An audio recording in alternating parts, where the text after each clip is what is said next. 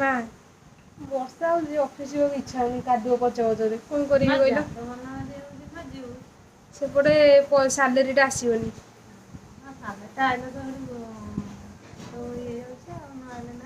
ଆଉ ରୋଷେଇ କଣ ହଉଛି ଛତୁ ତରକାରୀ ଆଉ କଣ ସାଙ୍ଗମାନେ ଚାଲନ୍ତୁ ଦେଖିବା ଛତୁ ତରକାରୀ କେମିତି ବନା ହଉଛି କାରଣ ବାପା ରୋଷେଇ କରୁଛନ୍ତି ମା ଏଇଠି ବସୁଛନ୍ତି ବାପାଙ୍କ ହାତ ରନ୍ଧା ଆଜି ଖିଆ ହବ ତାହେଲେ ଆଉ